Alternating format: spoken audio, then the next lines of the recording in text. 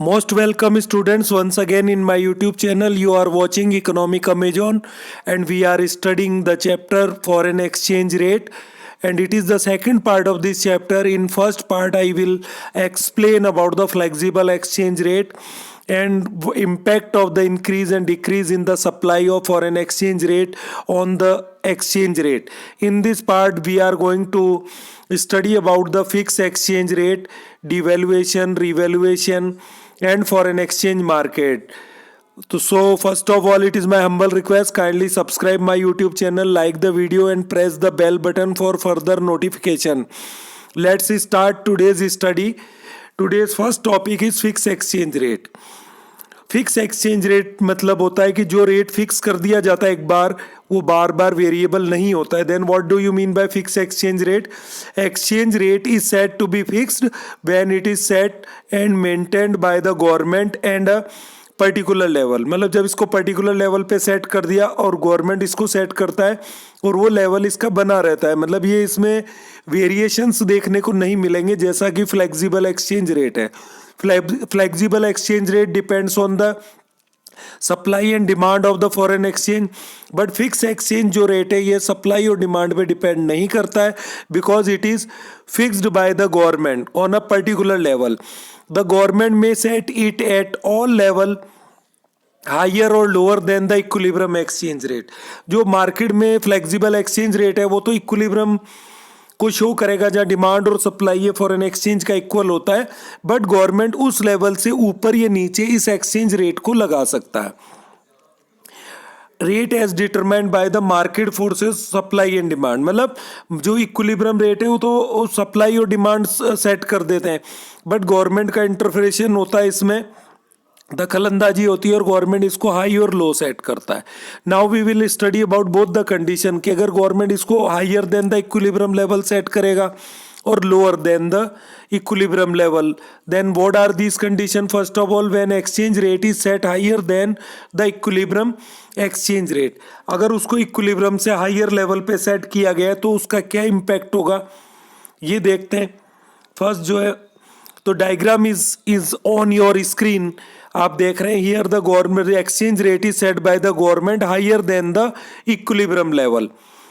तो पहले आपको 50 रुपीज पे करना पड़ रहा था $1 के लिए. Now you are ready to pay 60 rupees.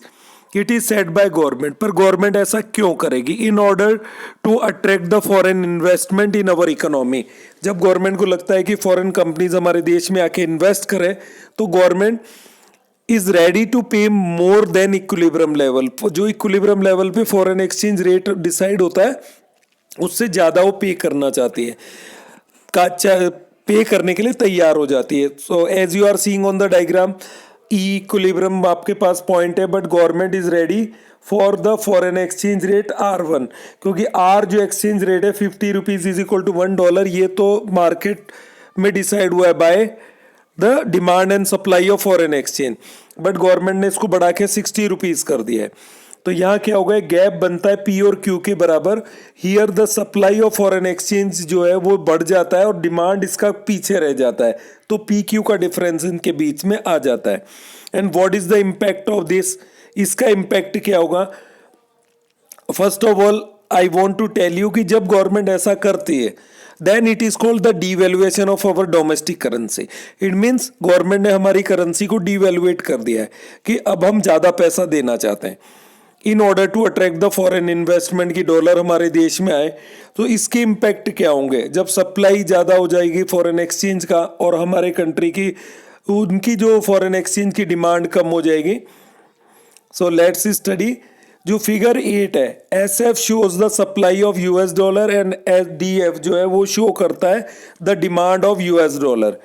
OR is the equilibrium exchange rate. ये डायग्राम में आपने देखा है. इस इक्विलिब्रियम रेट पे क्या होगा, $1 इज एक्सचेंज फॉर 50 रुपीज. जो इक्विलिब्रियम पे तो 50 रुपीज से एक्सचेंज किया जा रहा है. मतलब अगर आप इक्विलिब्रियम फॉरेन एक्सचेंज रेट पे चलेंगे तो आपको 50 रुपीज $1 के लिए देने पड़ेंगे. And OR1 is the exchange rate as set by the government, और गवर्नमेंट ने इसको बढ़ा के OR1 पे सेट किया है. यहाँ पे आपको $1 के लिए 60 रुपीज देने पड़ेंगे. इसका मतलब पहले से ज्यादा पैसा देना पड़ेगा. सो it is the devaluation of domestic currency. Thus, the value of domestic currency has been deliberately lowered by the government. इसका मतलब गवर्नमेंट ने आपकी वैल्यू, जो डोमेस्टिक करेंसी की वैल्यू को लो कर दिया है। दिस इज कॉल्ड डिवैल्यूएशन, इसको डिवैल्यूएशन बोलते हैं। तो कंप्लीटली यहाँ मैं बताऊंगा डिवैल्यूएशन और डेप्रिसिएशन जो डोमेस्टिक करेंसी का है, दे आर सेपरेट कंसेप्ट। जो डेप्रिसिएशन है, it is due to the market supply and demand के कारण होता है। ठीक, आपकी करेंसी की सप्लाई क्या है, डिमांड क्या है, इस पे डिपेंड करता है कि आपकी करेंसी का एप्रिसिएशन होगा या डेप्रिसिएशन होगा। बट डिवैल्यूएशन और जो रिवैल्यूएशन है, ये गवर्नमेंट की दखल अंदाजी के कारण होता है। अगर गवर्नमेंट ने ज़्यादा एक्सेप्ट कर लिया है देना, कि पहले 50 रुपीज़ दे देते, now our government is ready to pay 60 rupees for a dollar, तो ये डिवैल्यूएशन हो जाएगा। अगर गवर्नमेंट 50 से कम करके 40 रुपीज़ देना चाहती है एक डॉलर के, उसको नीचे सेट करती है, then it is called revaluation. पर डिवैल्यूएशन और रिवैल्यूएशन गवर्नमेंट की पॉलिसी है, गवर्नमेंट की दखल अंदाजी के कारण होगा। और जो एप्रिसिएशन डेप्रिसिएशन है, वो मार्केट फोर्सेस जो है, फॉरेन करेंसी की डिमांड और सप्लाई, उनमें इंक्रीज और डिक्रीज होने के कारण एप्रिसिएशन डेप्रिसिएशन होता है। Devaluation of the currency is different from depreciation of a currency. The difference is as under. ये डिफरेंस क्या है, जो भी अब मैंने आपको समझाया। Depreciation of the domestic currency occur when the value of the domestic currency reduces in the international money market. Depreciation मतलब when the value of the domestic currency reduce in the international money market because of the market forces supply and demand। तो depreciation तो demand और supply के कारण होगा। the government play no role whatsoever। और appreciation हो चाहे depreciation हो, उसमें गवर्नमेंट का कोई रोल नहीं होता है। Devaluation of the domestic currency occur when the value of the domestic currency is deliberately reduced by the government by raising the exchange rate। और devaluation होता है जब गवर्नमेंट खुद एक्सेप्ट करती है ज़्यादा देने के लिए डॉलर के कंपैरिजन में। कह 50 रुपीज़ पहले देते थे और वो 60 रेडी हो जाते हैं, then it is called devaluation. The market forces of supply and demand play no role whatsoever. और इस केस में मार्केट फोर्सेज जो है, डिमांड और सप्लाई फॉरेन करेंसी का, इसका कोई रोल हमारा नहीं होता है। किसमें? डिवैल्यूएशन में और रिवैल्यूएशन में। Now come to the focus zone, depreciation versus devaluation. यहाँ से आप समराइज नोट्स ले सकते हैं। Depreciation of the currency occurs when the value of domestic currency reduces in the international money market because of the market forces supply and demand. और devaluation जो होता है of the domestic currency occur when the value of domestic currency is deliberately reduced by the government by raising the exchange rate। The market forces supply and demand play no role whatsoever। ठीक, तो ये जो last वाला line है, depreciation में government का कोई role नहीं होता और डिवैल्यूएशन में सप्लाई डिमांड का रोल नहीं होता। ये बेसिक डिफरेंस है जो आपको याद रखना है। Now implication of the devaluation. अगर गवर्नमेंट एक्सेप्ट करता है ज़्यादा पे करने का, तो इसका इम्प्लीकेशंस क्या होगा इकोनॉमी में या फिर ऑन द फॉरेन एक्सचेंज। तो devaluation lead to the excess supply of foreign currency. जैसे डिवैल्यूएशन करते हैं तो डायग्राम में बताया था एक्सेस सप्लाई हो जाता है। Again come to the diagram, दोबारा दिखा देते हैं। जैसे ही आपने 50 से R1 किया 60 रुपीज़, तो यहाँ एक बड़ा P से Q का गैप बनता है। यहाँ पे फॉरेन एक्सचेंज का जो SF है, सप्लाई ज़्यादा हो जाता है SF और DF से। DF इस जो है लोअर हो जाता है SF से। तो ये जो एक्सेस सप्लाई है, इसका क्या होगा? जैसे ही फॉरेन करेंसी का सप्लाई बढ़ जाता है, then the value of the foreign currency वो डेप्रिशिएट हो जाएगा। तो it will loss the very purpose of the devaluation. तो डिवैल्यूएशन का जो पर्पज है गवर्नमेंट का, वो लॉस्ट हो जाता है।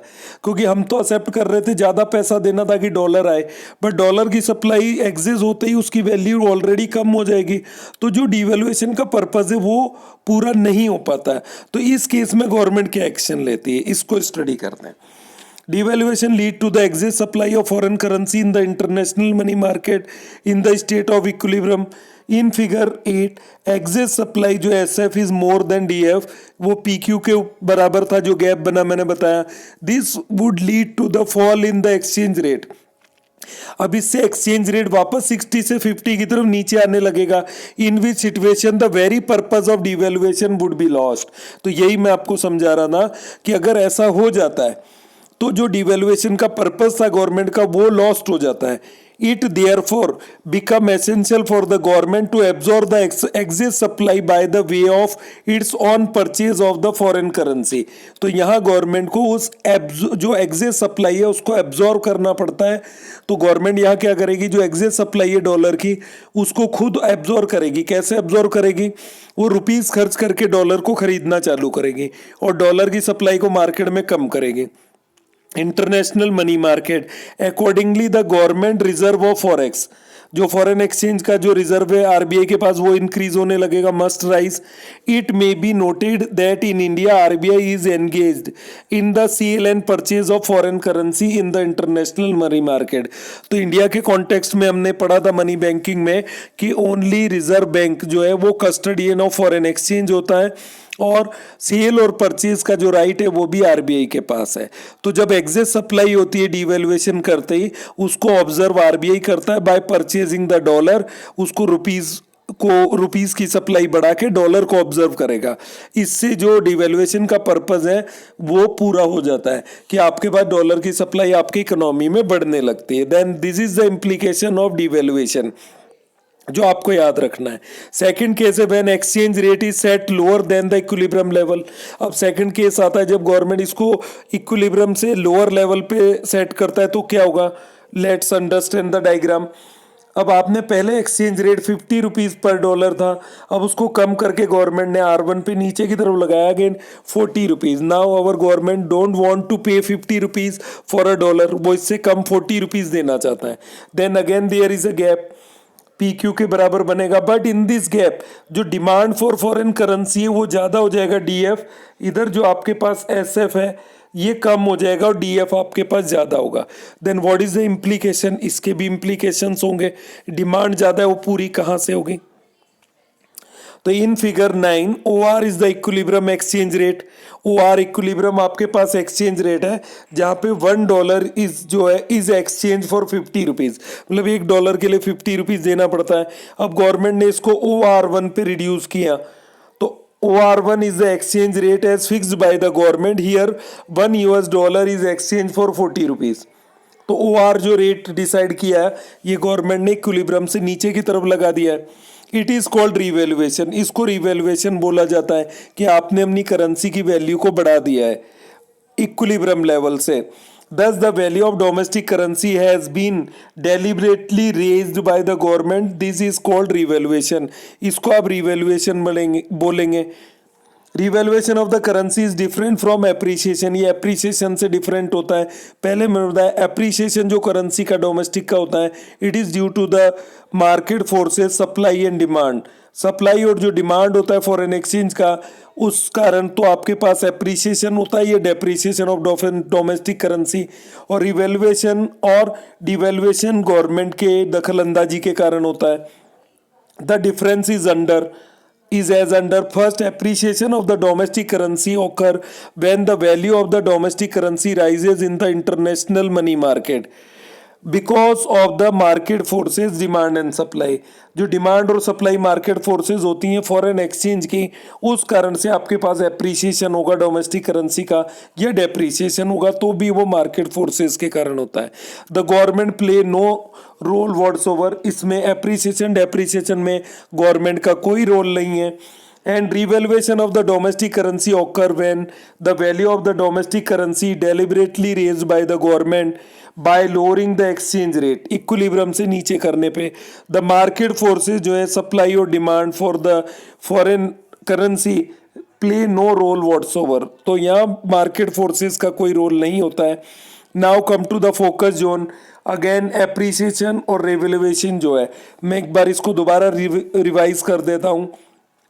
Appreciation of the domestic currency occur when the value of the domestic currency rises in the international money market because of the market forces of supply and demand and the government play no role whatsoever.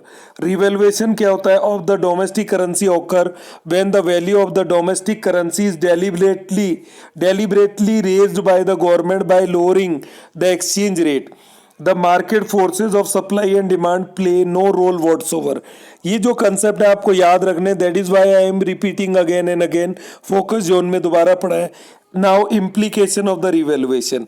आपने devaluation के implication पढ़ लिए. Excess supply होता था वहां पे, उसको RBI observe करता है bye purchasing the dollar. Now implication of revaluation.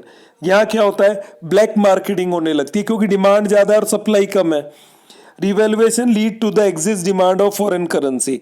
यहाँ डिमांड एक्सिस हो जाती है. डायग्राम में आपको दोबारा दिखाते हैं क्योंकि यहाँ पे जो गैप बनता है पी क्यू, यहाँ पे डी एफ जो डिमांड है ये ज़्यादा हो जाती है आपके पास S F supply of foreign currency से.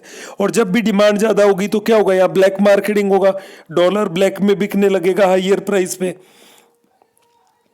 Internet revolution lead to the excess demand for foreign currency in the international money market. The RBI must fulfill this excess demand by releasing the supply of its reserve of forex. तो जब उसकी black marketing होना चालू होगी तो government यहाँ क्या करती है, अपने पास से आरबीआई डॉलर को सप्लाई करने लगेगा इंटरनेशनल मनी मार्केट में, जिससे क्या होगा, डॉलर की जो डिमांड है वो पूरी होने लगेगी और रुपीस को ऑब्जर्व करेगा वो इंटरनेशनल मनी मार्केट से, ताकि वो जो ब्लैक मार्केटिंग है डॉलर का वो दूर हो जाए. In case of supply are not release. अगर आरबीआई सप्लाई रिलीज नहीं करता है from the reserve of forex, there may be emerge a black market for the sale and purchase of dollar. तो अगर आरबीआई ने डॉलर को release नहीं किया इस केस में रिवेल्युएशन में, तो डॉलर की ब्लैक मार्केटिंग होने लगेगी और डॉलर का प्राइस वापस जो 40 रुपीज पर डॉलर सेट किया था वो 50 पे चला जाएगा. तो गवर्नमेंट को या आरबीआई को डॉलर को रिलीज करना पड़ेगा. The buyer may have to pay a premium for the purchase of dollar over and above the price fix by the government. तो गवर्नमेंट ने 40 रुपीज फिक्स किया लोअर, बट अब डॉलर की demand ज्यादा है, सप्लाई कम होगी तो आपको वो फिर मजबूरी में 50 रुपीज देके खरीदना पड़ेगा. तो यहाँ गवर्नमेंट जो बढ़ी हुई डिमांड है उसको पूरा, जो आरबीआई के पास डॉलर होता है उसको इंटरनेशनल मनी मार्केट में सप्लाई करके पूरा करता है, और ऐसा जरूरी हो जाता है. यहाँ बॉक्स आपके पास आता है, इसको पढ़ लें ध्यान से. Less developed countries often devalue their currency. जो लेस डेवलप्ड कंट्री है, कंट्री लाइक इंडिया, इनको अपनी करेंसी को डिवेल्युएट करना पड़ता है time to time. Just like in 1991 India ने अपनी करेंसी को डिवेल्युएट किया बिकॉज हमें फॉरेन इन्वेस्टमेंट चाहिए था देश में. Less developed countries often devalue their currency. Domestic currency is made cheaper in the relation to the foreign currency. और डिवेल्युएशन में डोमेस्टिक करेंसी को ज्यादा सस्ता किया जाता है इन comparison to foreign currency. This is because of the 3 principal reason. इसके 3 बेसिक रीजन होते हैं जब भी कोई कंट्री अपनी करेंसी को डिवेल्युएट करता है. First, devaluation implies the planned fall in the value of domestic currency is expected to raise the demand for the domestical product and goods and services. तो जब आप डिवेल्युएट करते हैं हमारी करेंसी को, तो हमारी जो प्रोडक्ट है हमारी कंट्री के गुड्स और सर्विसेज ये अदर कंट्रीज के लिए सस्ती हो जाती हैं because now they can purchase more with the same amount. वो सेम अमाउंट में हमारी गुड्स और सर्विसेज को ज़्यादा खरीद सकते हैं. तो अगर आपको रेस्ट ऑफ द वर्ल्ड अपने गुड्स और सर्विसेज का डिमांड बढ़ाना है तो आपको अपनी करेंसी को डिवेल्युएट करना पड़ता है. ये सिंपल सा है. जैसे हमने मार्केट में कई बार देखा होगा, कुछ जो वेंडर्स हैं या सेलर्स हैं वो अपनी डिमांड को बढ़ाना चाहते हैं तो उनको अपनी प्राइस को कम करना पड़ता है. कई बार आपने ठेलों पे आवाज़ सुनी होगी 10 का 2 किलो, 10 का 2 kilo. What do you mean by this? Actually they are devaluating their product. तो आप उसको तुरंत खरीदते हैं. ऐसी कंट्री में अगर कोई लेस डेवलप कंट्रीज अपने गुड सर्विसेज की demand rest of the world बढ़ाना चाहता है, then they have to devalue their currencies. Second है, rise in export is expected to increase the supply of foreign exchange in the domestic economy. जैसे ही आपके exports बढ़ते हैं तो फॉरेन करेंसी का इनफ्लो आपके कंट्री में बढ़ने लगता है और फॉरेन एक्सचेंज का जो रिजर्व है आपके कंट्री में वो इंक्रीज होता है. इस कारण भी जो लेस डेवलप कंट्रीज हैं वो अपनी करेंसी को डिवेल्युएट करते हैं। This facilitate import of the essential goods from rest of the world, और रेस्ट ऑफ द वर्ल्ड से इंपोर्ट भी आप इजीली कर पाते हैं because you are accepting the higher price, you want to pay higher price for their product, तो वो easily आपको एक्सपोर्ट कर देंगे। थर्ड है, a fall in the value of domestic currency induced private foreign investment. जैसे हमने less develop countries अपनी currency को डिवेल्युएट करते हैं तो फॉरेन इन्वेस्टर जो है आपके कंट्री में इन्वेस्ट करने को रेडी हो जाते हैं। तो in order to increase the foreign investment in your country, जो लेस डेवलप कंट्रीज हैं वो अपनी करेंसी को डिवेल्युएट करते हैं। तो these are the 3 basic reason, principal reasons है। इस कारण से कोई भी देश जो है अपनी डोमेस्टिक करेंसी को डिवेल्युएट करने के लिए तैयार होता है। Now next topic, gold standard system of exchange rate and old variant of fix exchange rate system. जो फिक्स एक्सचेंज रेट सिस्टम था इसका जो ओल्ड पैटर्न था एक गोल्ड स्टैंडर्ड था। एक्चुअली ये क्या था, बीटोवन वुड्स जो एग्रीमेंट था, शायद आपने अपने 10th क्लास में हिस्ट्री की बुक में इसको पढ़ा होगा, व्हाट इज द बीटोवन एग्रीमेंट क्या था। Actually, it is related to the foreign exchange. Gold standard system of exchange rate is old variant of fix exchange rate system का पुराना पैटर्न है, पुराना वेरिएंट है। एक्चुअली ये क्या है, according to this system gold was taken as the common unity of the parity between currencies of the different countries। तो पुराने जमाने में, पुराने टाइम में क्या था कि दो देशों की जो करेंसी थी उनको कंपेयर करने के लिए, पैरिटी मतलब तुलना करने के लिए गोल्ड को एक मानक माना गया था, स्टैंडर्ड सिस्टम माना गया, जो 1920 में किया गया था after the first world war. Each country was to define the value of its currency in terms of gold. इस सिस्टम में हर कंट्री को अपनी करेंसी की वैल्यू गोल्ड में रिप्रेजेंट करनी थी। Accordingly value of one currency in terms of other currency was fixed considering gold value of each country. Currency her country में गोल्ड के जो रूप में अपनी करेंसी को डिफाइन किया गया, वहां से पैरिटी होता था दो कंट्री की करेंसी का। It is called the gold standard system. For illustration, if UK जो पाउंड स्टर्लिंग जो पाउंड था, आपने इसको कंपेयर किया कि 1 जो पाउंड है is equal to 4 gram of gold. If UK जो आपके पास पाउंड है 4 ग्राम के बराबर आपने गोल्ड के रिप्रेजेंट किया, एंड द US डॉलर है 2 gram of gold, then 1 UK pound जो है is equal to 2 US dollar हो गया। मतलब गोल्ड में उसकी कीमत 2 ग्राम 4 ग्राम दुगनी है, तो इसका मतलब 1 UK जो पाउंड है वो 2 US डॉलर के बराबर होगा। ये पैरिटी हुआ। Exchange rate of exchange ratio between UK pound, ये पाउंड का जो सिंबल है वो है, एंड US डॉलर, ये क्या हो जाएगा 1:2।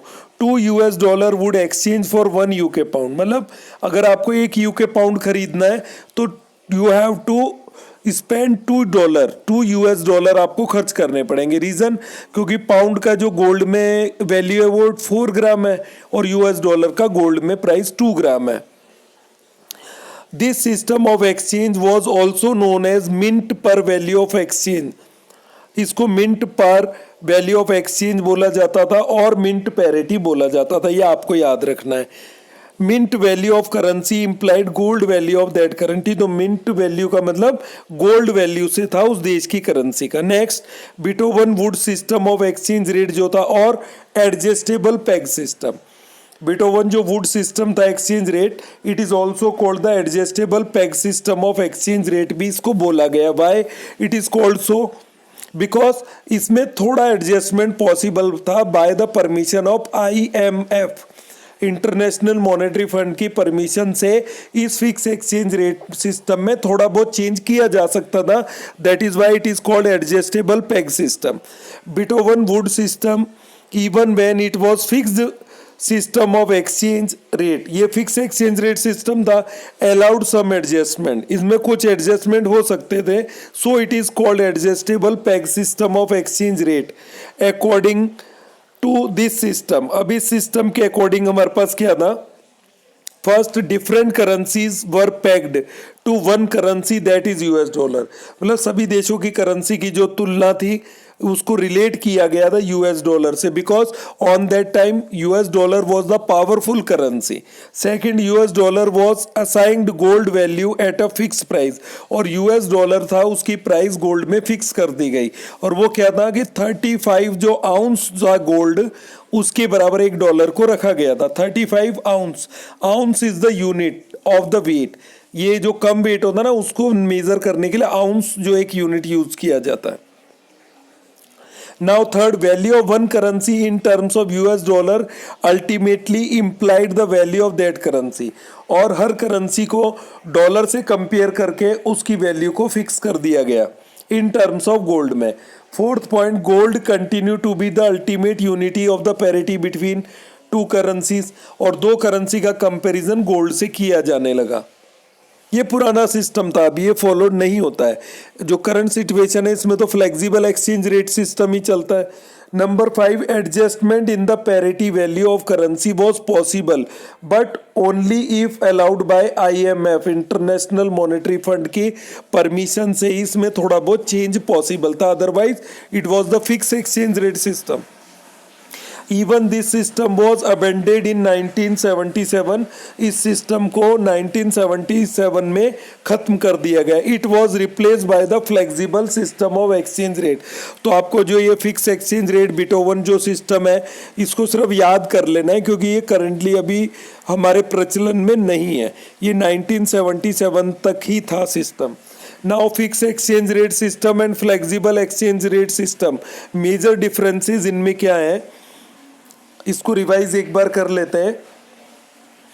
फर्स्ट जो पॉइंट इसमें आता है, fix exchange rate is determined by the government and flexible exchange rate is determined by the supply and demand forces of international money market में, इनसे डिटरमाइंड होता है। Second, change in the fix exchange rate are planned and introduced by the government.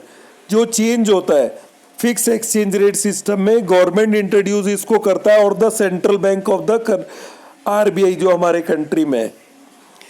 Second point is flexible में आता है, change in the flexible rate of exchange are linked to changes in the market forces of supply and demand. और अगर flexible exchange rate system में कोई भी change होता है तो ये तो मार्केट फोर्सेज, डिमांड और सप्लाई के कारण होता है। थर्ड अपने पास पॉइंट आता है, as set and maintain by the government. Fix exchange rate system को कौन मेंटेन करता है? Government. The fix rate of exchange leads to, और फिक्स एक्सचेंज रेट सिस्टम के कारण या तो डिवैल्यूएशन होगा या आपके पास रिवैल्यूएशन हो जाता है, और दोनों ही गवर्नमेंट का रोल होता है या इंपॉर्टेंट, डिवैल्यूएशन जो हो चाहे रिवैल्यूएशन।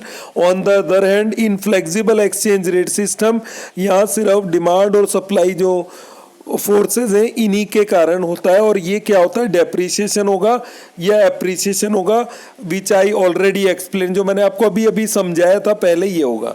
फोर्थ जो डिफरेंस है, to maintain the fix rate of exchange at the particular level the government need to keep a large stock of foreign exchange। जब भी गवर्नमेंट यहाँ फिक्स रेट ऑफ एक्सचेंज और exchange system को फिक्स करता है, देन गवर्नमेंट को require होता है कि फॉरेन एक्सचेंज जो रिजर्व है आरबीआई के पास काफ़ी सारा वो हो, मतलब government need to keep a large stock of foreign exchange under fix exchange rate system. Flexible exchange rate does not require any large stock of foreign exchange as it is the level set by the market forces। तो flexible exchange rate system में government को foreign exchange reserve रखने की आवश्यकता नहीं होती है। Number 5, degree of the speculation is very low in this system of fixed exchange rate. अगर आपने रेट को एक्सचेंज को फिक्स कर दिया है तो जो ऑनलाइन ट्रेडिंग है फॉरेन करेंसी का वो नहीं होता है इसमें, बिकॉज हम उसको क्यों खरीदेंगे, हमको पता है रेट तो फिक्स है, नहीं ये बढ़ेगा ना घटेगा। तो स्पेक्युलेटिव जो ट्रेडिंग है वो शेयर मार्केट से रिलेटेड है। अगर आपको पता है फॉरेन एक्सचेंज जो है वो बढ़ेगा या घटेगा तो आप लो लेवल पे उसको खरीद के in order to earn the profit high rate पे बेचेंगे। But if it is fixed by the government then nobody will purchase it because the value is already fixed। Government ने पहले फिक्स कर दिया है, ऑन द अदर हैंड जो fix flexible exchange rate system है, degree of speculation is very high. तो यहाँ पे फ्लेक्सिबल एक्सचेंज रेट है, ये बढ़ता घटता रहेगा, तो स्पेकुलेटिव जो ट्रेडिंग है, हम उस डॉलर को लो लेवल पे खरीदेंगे और हाई प्राइस पे बेचेंगे in order to earn the profit. So these are the basic differences between fixed exchange rate system and flexible exchange rate system.